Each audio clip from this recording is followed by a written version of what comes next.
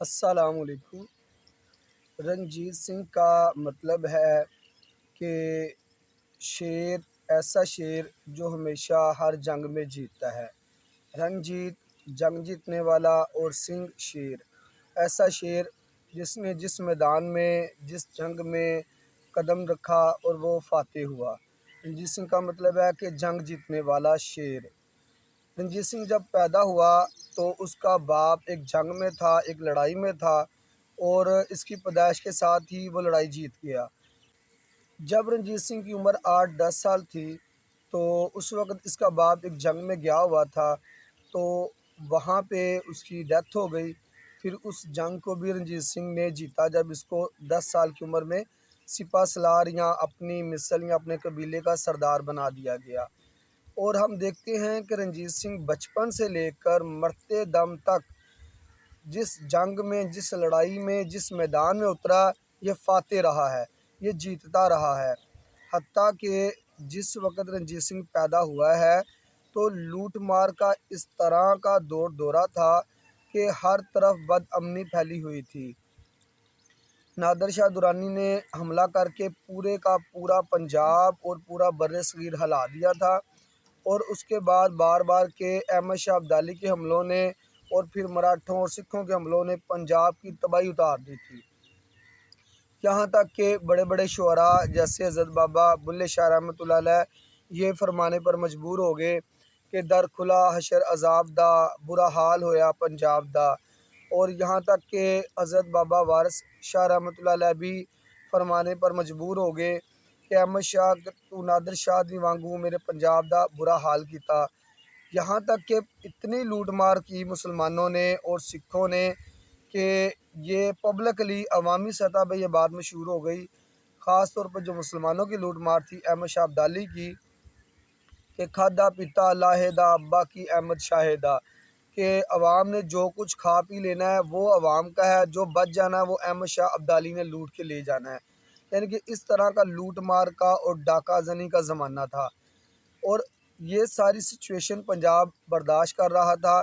ایسے حالات میں ایک اور بات آپ کو واضح کر دوں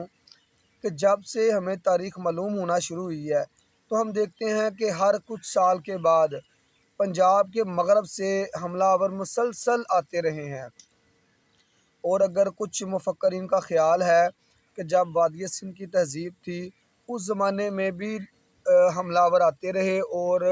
یہاں تک رنجیت سنگھ کے زمانے تک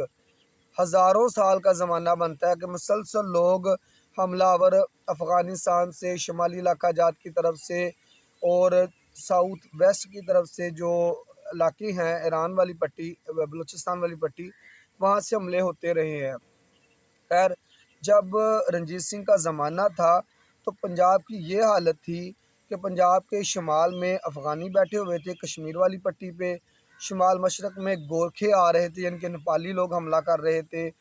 اور مشرق کی طرف جو انگریزوں کی حکومت تھی، اور جو جنوب مشرق کا علاقہ ہے وہاں ایک اور انگریز الگ سے بیٹھا تھا جارج، اور جو جنوب مشرق کا علاقہ تھا وہاں بہاولپور کے نواب بیٹھے ہوئے تھے، اور جو جنوب کا علاقہ تھا وہاں بھی افغانی بیٹھے ہوئے تھے، صد و زئی ملتان والے، اور جو جنوب مغرب کا علاقہ تھا وہاں پہ بھی بلوچی بیٹھے ہوئے تھے، اور جو مغربی پٹی تھی وہاں پہ بھی کچھ بلوچ بیٹھے ہوئے تھے، کچھ مقامی سردار تھے،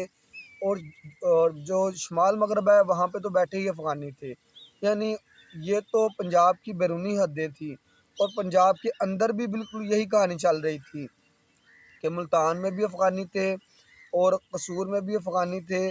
اور کچھ جو شمالی سٹیٹ تھیں، ہندو سٹیٹ جن کو ہم کہا جاتا ہے کہ ہندو ہل سٹیٹ یا پہاڑی راجے، ان میں اکثریت ہندوؤں کی تھی۔ اس طرح ہم دیکھتے ہیں کہ پورے کا پورا پنجاب جو ہے نا وہ تقسیم در تقسیم کے مرحلے سے گزر رہا تھا۔ پھر چھوٹے چھوٹے سردار سکھوں کے، مسلمانوں کے، ہندوؤں کے، یہ الگ سے ہی ایک مسائل پیدا کیے ہوئے تھے، اور پنجاب کی پوری انتظامی تقسیم خراب ہوئی تھی۔ اب رنجیت سنگھ نے کیا جیسے یہ گجرانوالہ سے لاہور آیا ہے، اس نے لاہور فتح کیا بڑے ہی امن اور محبت کے درس کے ساتھ، اور لاہور کے ساتھ ساتھ اس نے قصور، چنیوٹ، شیخوپورہ، آہستہ آہستہ اس نے پنجاب کو فتح کرتے کرتے پنجاب کی حدیں اس طرح دور پھیلا دیں کہ شمال میں کشمیر اور شمالی علاقہ جات سے ہوتے ہوئے اس کی فوجیں تبت تک جا پہنچی، اور جنوب میں اس کی فوجیں چلتی چلتی جو سندھ کے علاقے ہیں شکارپور، وہاں پہ انہوں نے جا کے اپنے دعوے دائر کر دیے، اور بلوچوں کے علاقے ہیں جو وہاں پہ انہوں نے اپنے نظام قائم کر دیا، یہاں تک کہ صدیوں تک پنجاب ہمیشہ دریا سندھ کے مشرق کی طرف رہا ہے۔ لیکن رنجیت سنگھ نے پہلی بار پنجاب کی حدیں ڈیرہ غازی خان، ڈیرہ اسماعیل خان اور راجن پور تک پھیلا دیں۔ اور یہاں ایک اور بڑی اہم والی بات ہے کہ جو فاٹا کا علاقہ ہے جس کو ہم کہتے ہیں نا قبائلی علاقے، یہ تو بڑی مشکل سے ہی کبھی کسی کے قابو آئے ہیں، لیکن رنجیت سنگھ نے ان علاقوں پر بھی اپنا کنٹرول کر لیا۔ پھر اس نے پنجاب سے 1818 وہ سال ہے جب پنجاب کو مکمل آزادی ملی بیرونی حملہ آوروں سے، اور 1824-25 وہ سال ہے جب پنجابی پہلی بار باقاعدہ طور پہ مغرب کی طرف گئے۔ ہزاروں سال سے مغربی علاقوں سے پنجاب پر لوگ حکمرانی کرتے آئے ہیں، حملہ کرتے آئے ہیں۔ رنجیت سنگھ وہ پہلا پنجابی مقامی حکمران ہے جس نے ان جو حملہ آور ہیں ان کے علاقوں پر حملے کیے اور کامیاب بھی رہا، یہاں تک کہ جب رنجیت سنگھ مرا ہے تو اس کی فوجیں کابل کے اوپر حملہ کرنے کو تیار بیٹھی ہوئی تھیں۔ ایک طرف اس کی فوجیں چائنا کی طرف تھیں، ایک طرف افغانستان کی طرف، اور نیچے یہاں پہ جو ایرانی جو ہے نا علاقے جن کو اب بلوچستان کی پٹی کہا جاتا ہے،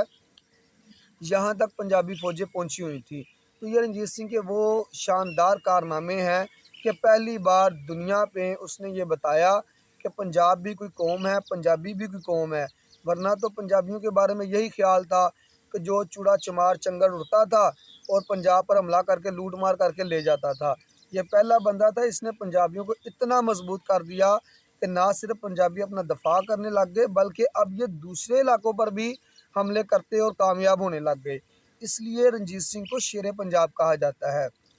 اس میں ابھی بہت ساری باتیں ہیں کہ رنجیت سنگھ کیوں شیر پنجاب ہے، لیکن پہلی مین بڑی وجہ یہ ہے کہ رنجیت سنگھ نے پنجاب کو بیرونی تسلط سے، نیپالی گورکھوں سے، انگریزوں سے، جارج انگریز سے، بہاولپوری نوابوں سے، اور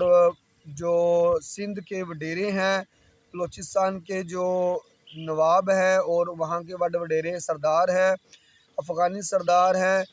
پٹھان سردار ہیں، ان سب سے اس نے پنجابیوں کو چھڑایا۔ اور ایک بڑی اہم بات، جب بھی ہم دیکھتے ہیں کہ پنجاب کے اوپر کوئی حکومت قائم ہوتی ہے تو کچھ ہی سال بعد مسلسل مزید بیرونی حملے شروع ہو جاتے ہیں اور پنجاب کا نظام درم برم ہو جاتا ہے، لیکن رنجیت سنگھ نے جب سے دریا سندھ پار کیا ہے اس زمانے سے لے کر آج تک الحمدللہ کسی بھی بیرونی حملے آور کو یہ ہمت نہیں ہوئی، جرت نہیں ہوئی کہ وہ پنجاب پر حملہ کرے۔ ہاں اگر کسی نے کیا بھی ہے تو اس کو ایسا منہ توڑ جواب ملا ہے کہ اس کا دوبارہ رخ اس طرف نہیں ہوا۔ اس وقت موجودہ پاکستان میں جو کنڈیشن چل رہی ہے، جو ہمارے مغربی محاذ ہیں افغانستان والی پٹی اور بلوچستان والی پٹی، یہ سچویشن اس وقت کنٹرول نہیں ہونی تھی اگر رنجیت سنگھ نے ان علاقوں پر کنٹرول نہ کیا ہوتا۔ رنجیت سنگھ نے ایک طرف تو افغانوں سے ان کا پورا صوبہ جس کو وہ اپنا لازمی جز کہتے ہیں، جس کو اب ہم کے پی کے یا شمال مغربی سرحدی صوبہ یا پشاور والی پٹی یا پٹھانوں علاقہ پشتون کہتے ہیں، وہ لے لیا۔ بلوچوں سے ڈی جی خان، راجن پور اور نیچے والے علاقے لے لیے، سندھیوں سے علاقے لے لیے۔ تو اس وجہ سے پوری جو باقی کیبنٹس ہیں نا، باقی علاقے ہیں، وہ رنجیت سنگھ کے خلاف ہیں، اور پہلی بار پنجابیوں کو اپنا سر فخر سے بلند کرتے ہوئے محسوس ہو رہا ہے کہ پہلی بار پنجابی تاریخ میں بطور فاتح آئے ہیں، ورنہ پنجابیوں کے بارے میں یہ خیال ہے کہ یہ ہمیشہ غلام ہی رہے ہیں۔ رنجیت سنگھ نے ہمیں غلامی سے جان چھڑائی ہے، اس لیے وہ شیر پنجاب ہے۔ انشاءاللہ ہم مزید ویڈیوز اپلوڈ کریں گے اور وضاحت کرتے رہیں گے کہ رنجیت سنگھ کی جو خدمات ہیں لاہور کے لیے، پنجاب کے لیے، پاکستان کے لیے اور برصغیر کے لیے۔